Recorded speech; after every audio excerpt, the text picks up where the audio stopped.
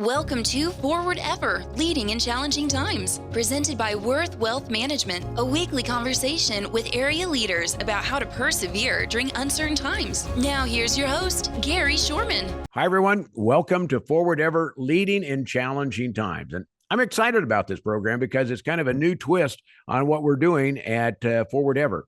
We're really, we've always talked about leadership and what that means and how people have been mentored along the way.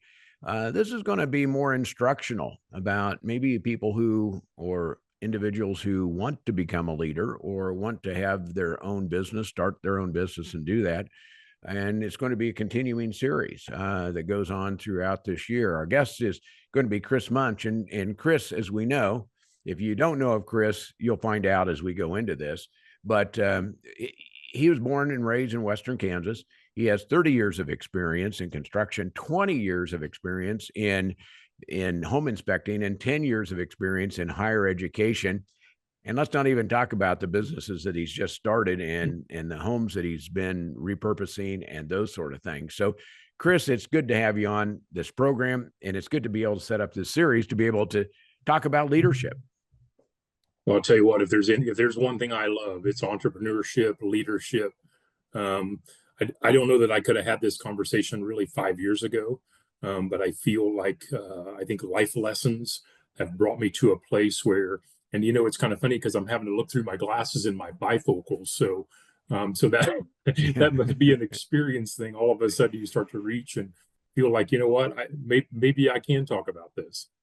Well, experiences teaches us a lot, and sometimes you can learn from other people's experiences. We'll be able to talk about that both from my end and your end. Our company grew from just a few little radio stations to a big company, and then made some transitions along the way. So we'll be able to talk about those sort of things. You have in your background, I was looking through, and there's a couple paragraphs of, I'll say, experience-related awards that you have received. Tell me about your experiences kind of getting to this point when you say the last 5 years, where there's some things in the last 5 years that really kind of transitioned you to be able to do and want to do a program like this. Well, it's I think prior to really stepping out of higher education, and I think it's one thing we talk about a lot of different things in higher education. I taught construction management. I talked about going out and building and talked about managing projects. But I had never really fully stepped into owning a business. Now, I've had a lot of businesses, liquor stores, restaurants, but they always felt so controlled, and the environment was very controlled in one building. Then when we stepped into this business, and there's just so many facets to it, and I think experience and age, stepping away from a technically a position at the university where my paychecks just kept on coming. I was getting health insurance and retirement. Then all of a sudden, you decide, I'm just going to quit all that and go out and risk. And risk is the biggest part of leadership in entrepreneurship. When you're willing to kind of put your background on the line and go out there and do it. They say all kinds of different things about leaders and entrepreneurs. There's a million different definitions of an entrepreneur out there, and I can see why. I feel like I've gotten where I am because I'm a kind of I'd mentioned earlier, I wasn't a big Dave Ramsey fan. And one of the things I like about David Ramsey is he always talks about the information he shares is from the trenches. It's what he's done and it's what he's doing. And because of what I've experienced the last 5 years, I do feel like I've learned a lot about when it really depends on you. It depends on you and your team that you build, and how do you operate that team, because that team becomes an extension of you. One of the things I know we get a chance to look at, because there's a score at the end of the game, is whether it be football, basketball, those teams that we like to follow, and you see how a team works together, how the leadership on that team works or not. That is not too dissimilar from what you find on building your team. when you took over your most recent business. I know the size of the team was smaller. Now you've expanded. We see you everywhere. Building a team is a big part of leadership. And I hope that's one of the things we get to discuss as we go over the next few months. Talk about building the team in as much as building yourself, but you have to start with yourself. You do. I'm telling you, it's a gut check. You learn a lot about who you are as a person. The good, the bad, the ugly.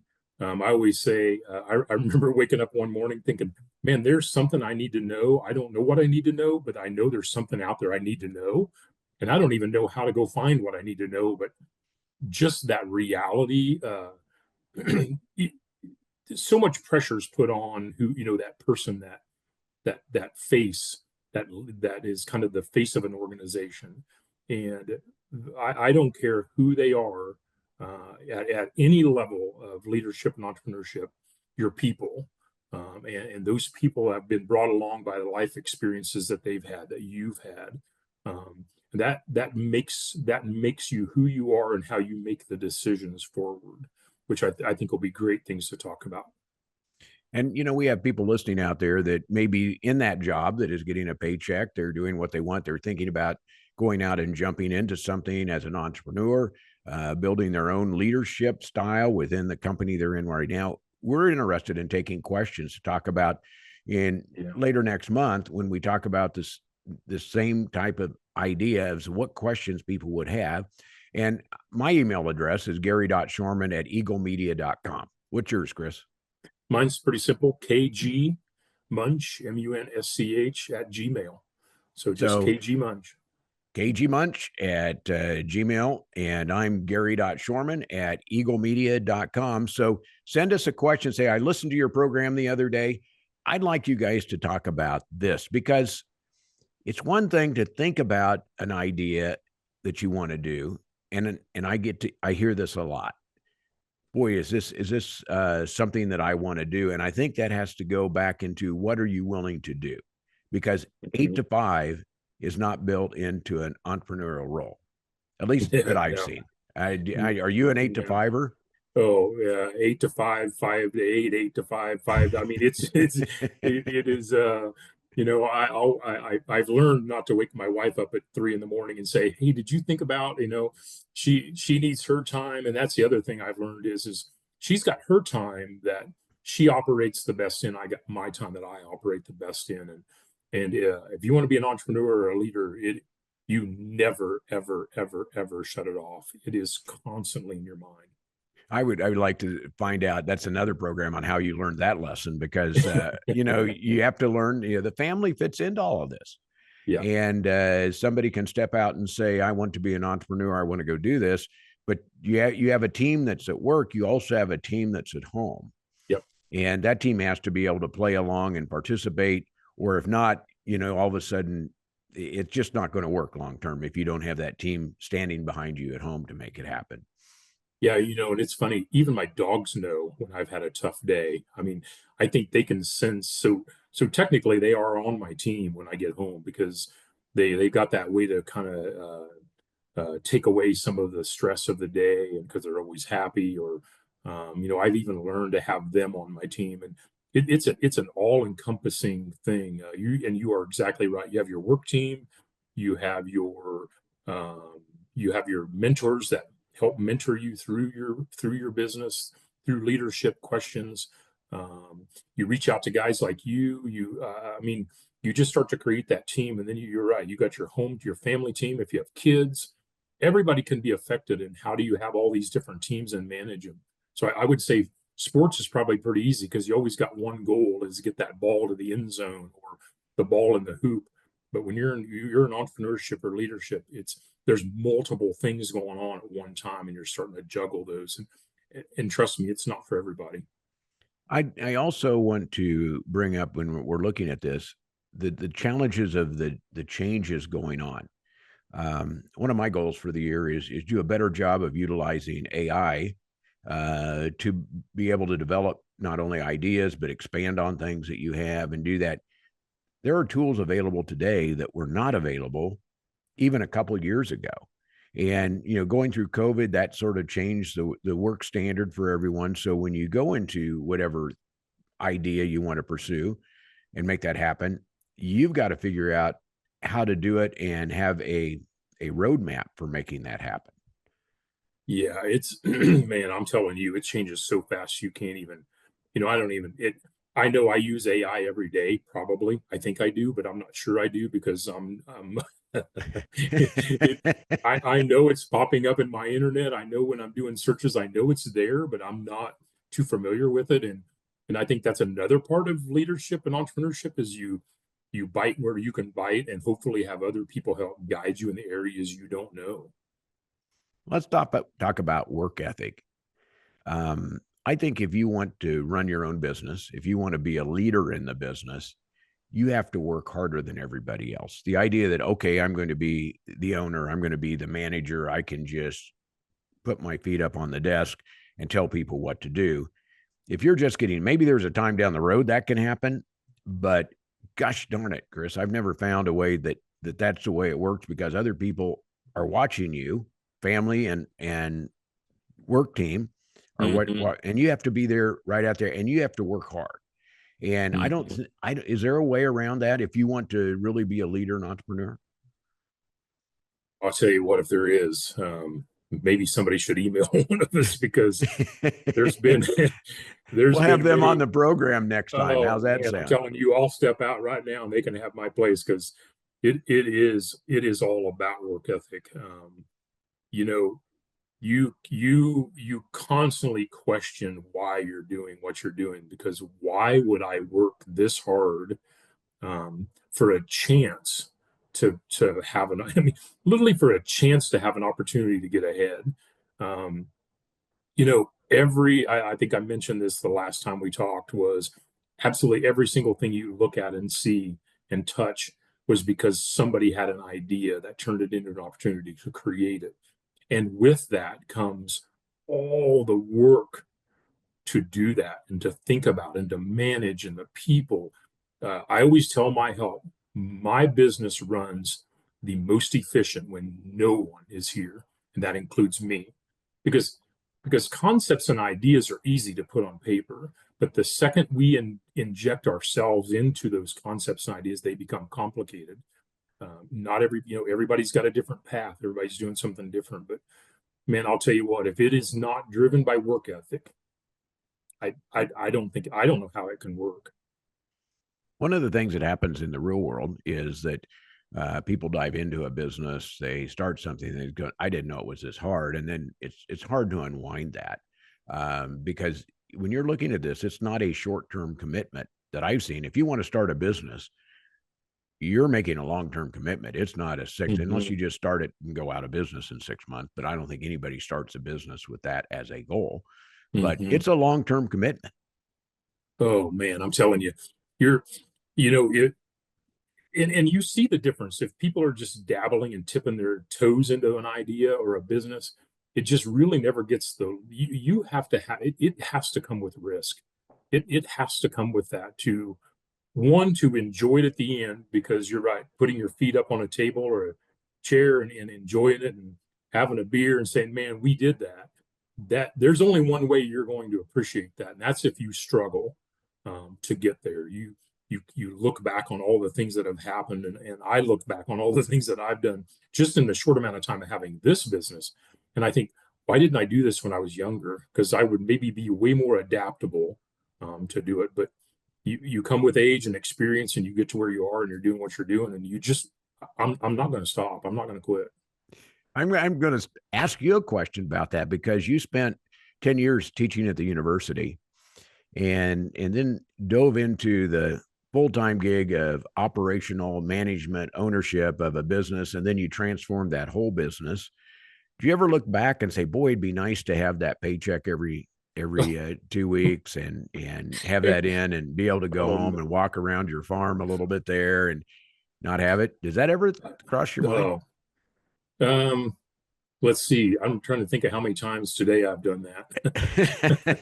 Because you do that is you get that guarantee comes, and honestly I think it wasn't even the idea of the business or anything, because I would have really gone and done anything. But the idea of that risk, it's like a mountain climber or a parachuter or what, those, I don't know if it's an adrenaline thing, but I do it often. I think about, man, I remember this guy offered me a position doing this, and I'm like, God, that would have been so much fun. And the person that knows me best is my mom, and my mom says, you wouldn't have lasted 5 minutes in that cubicle.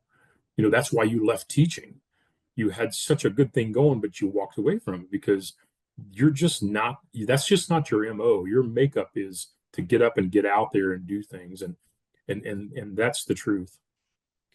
I want to take a break here, Chris. We're going to come back, and a couple of things we're going to talk about is what should be the decision-making factor for somebody who's there. I've been working on and building an aircraft, one of the airplanes from RANS, and been at it about 2.5 years, and just getting to the point where it's finished. It's starting to look good. And I had somebody came in, another pilot came in and said, boy, I want one of these, but I don't want to take the time it takes to do it. Mm-hmm. There's a point there with leadership, and there's a point there with becoming a business owner that I want to talk about when we come back. Our guest is Chris Muntz. We're talking about leadership, how to be there, how to be the one in front, and what the decisions you need to make to be there. Back with more after this. Since 1776, the United States of America continues to stand tall.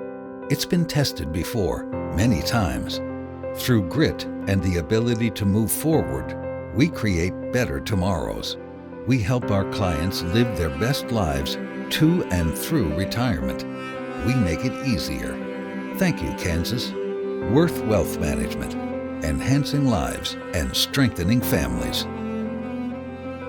Welcome back to Forward Ever, Leading in Challenging Times with our guest, Chris Muntz. We're working on a series that talks about leadership, starting a business, what you need to do, and what are those steps to be successful. It's one thing to start a business, to have a successful business, a successful leadership role, is you got to do the right things. And one of those is it just takes time, and it takes personal energy to do that. We left talking about projects and what they take. It takes a lot of work and a lot of time, whether it be the airplane that we talked about building. There's a lot of steps. The one book from Garmin was 997 pages long, and you got to work your way through it. I'm not sure that a leadership role in a company, starting a business, shouldn't have a book, or if you have a book, it's probably 997 pages long, but you have to write a good part of that book. I think you've done that at your recent business. Yeah, I think that's what stops a lot of people is that fear of writing the book, right? One of the things I like about listening to other podcasts and other people that are successful in business out there is they just say things that make me, one, they validate what I've been gone through.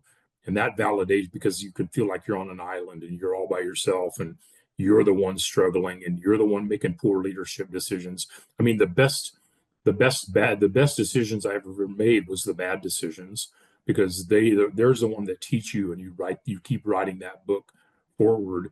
I remember early on somebody saying to me, if you want to get into your own business, money's easy.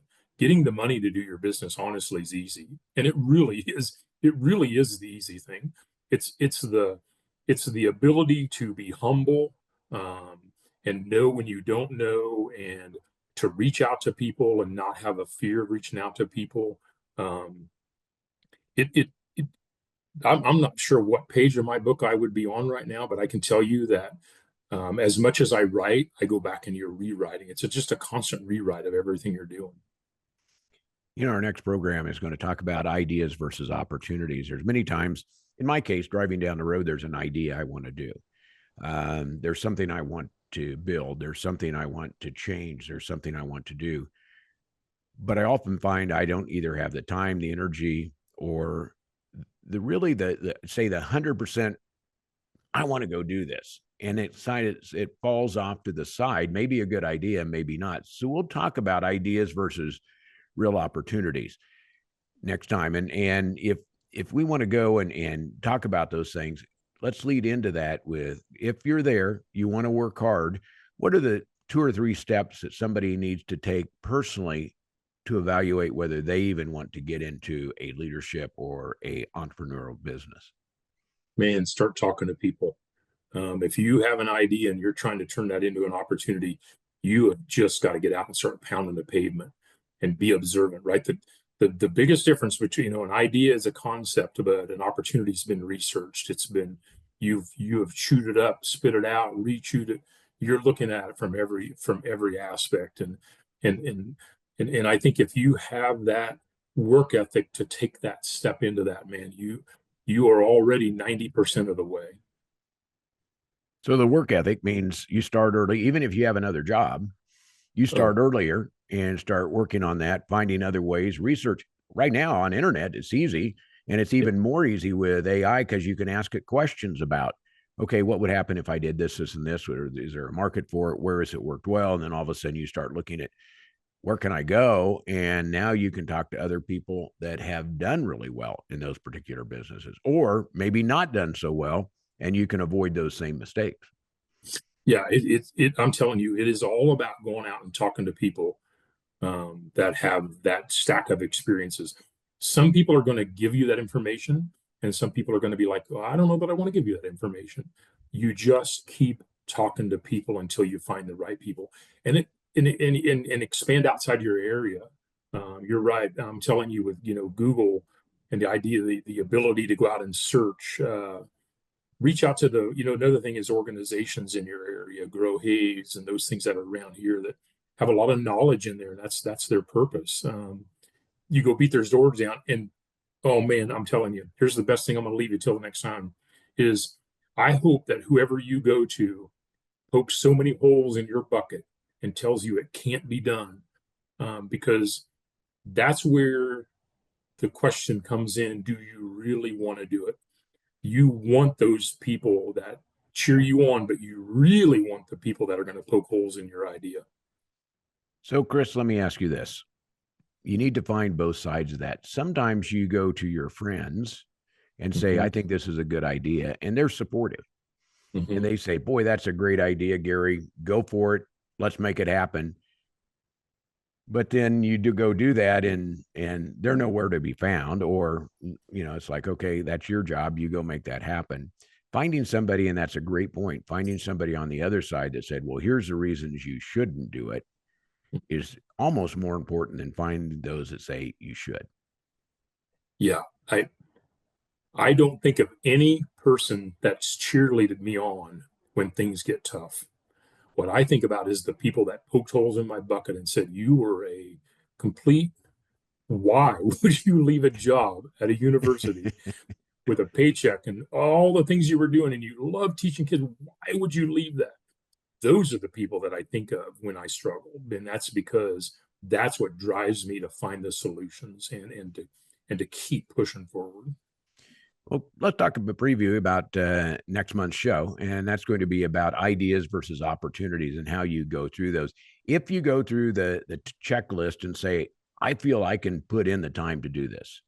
I feel that I can make this happen. I feel I have the energy to do it. I have the family support to do something. But what's the real idea that's going to make us successful long-term versus those that's just an opportunity that may or not work in the areas we are? That's one of those things I want to talk about. And I hope people send an idea or a question that they have along the line, and send it. Your email address again, Chris? It's kgmunsch, MUNSCH @gmail.com. And I'm Gary.Shorman@eaglemedia.com. But that's going to be a fun program because we'll talk about, there's a lot of ideas out there. A lot of them never see the light of day, and for good reason. Because they're not going to make money. And at the end of the day, you have to have a profit. If you don't have a margin in what you're doing, you eventually go out of business. And we see that happen. I've seen that throughout my career. If you don't have a margin, you really don't have a mission forever. However good that mission is, if you don't have a way to be successful financially, you're not going to be successful long-term, because you just go out of business. And while bankers are good, they only loan you so much money. Yeah, the best bankers are no banker. You get to a point where you can be your own banker, and that takes a lot of work, and that's where you nailed it. I'll bet you 50 to 1 opportunities to ideas. Ideas just come, but which one is the opportunity? And which banker is going to poke a hole in your bucket until you find the right person that believes in you? Man, that's good conversation right there. Challenge for those listening right now is to go out and would you say talk to 20 people about their idea that they have? Yep. Is that enough? At least. Would it be 50 or 10 or what's a good thing? You just put on your to-do list. I'm going to pick up the phone. I'm going to, better yet, go in person and said, and I'm working on this. Can I do this? And that may be a leadership role. I'm not where I am in my company right now. I'd like to be a leader. What do I need to do better? And I need the truth from you to do that. Is that 10 people? Is that 20? What do you think? You keep pushing till you're satisfied, till you're full, right? You just keep going up to the food buffet until you're like, you know what? I think I got enough here that I can move forward. And I'm telling you, you just keep asking questions. And sometimes you got to go back after you've gathered research and re-talk to some of the previous people, and just keep pushing forward. Well, Chris, appreciate you taking time. I know you have a busy business. When you talk about going somewhere, you talk about when bad things happen, your team has to be there to make it work. And that is not a 8 to 5 kind of job. It just keeps right on going because I see your trucks going everywhere. And I think that's what makes this program really good, is because the on the ground opportunity that you've built and what you're doing there, and your business, along with your background of doing that. In my case, it's like, let's tell the story. Let's find leaders. Let's build leaders. Let's find, especially in our area, we need more leaders in our part of the world and people that are willing to get out there and work. So I'm so glad you could join me today. Good stuff. It is. Chris Munch has been our guest today. Chris is a part of a leadership program that we're going to be doing throughout the year. Your questions can come in. And Chris, again, your email address? KGMUNSCH@gmail.com. And I'm Gary.Shorman at EagleCom.net. Thanks for listening to Forward Ever. That's what we want to do. Forward Ever, leading in challenging times. It's brought to you by Worth Wealth Management, where you can live with confidence. I'm Gary Shorman. Thanks for joining us for Forward Ever, leading in challenging times, presented by Worth Wealth Management. Join us right here next week for another episode with host Gary Shorman. Until then, remember to move forward ever, backward never.